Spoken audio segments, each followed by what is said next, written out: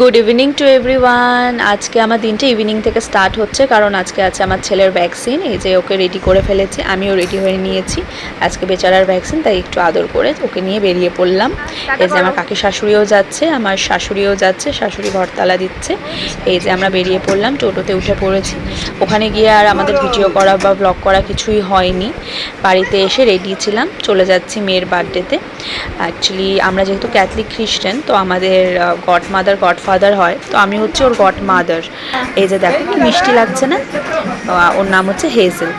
আর দেখো এই যে হেজেলও বসে পড়েছে ওর ভাইকে নিয়ে বার্থডে কেকের অপেক্ষায়। এই যে চলে এসেছে ওর বার্থডে কেক। এই যে দেখো কেক কাটিংও স্টার্ট হয়ে গেছে, কেক কাটিং করছে। আর ওর ভাই ভাবছে কি হলো, ফার্স্ট টাইম দেখছে নিজের চোখে এরকম কেক কাটিং। তো তোমরা ওকে সবাই আশীর্বাদ করো, সবাই ওকে অনেক স্নেহাশিস দিও। চলো টাটা।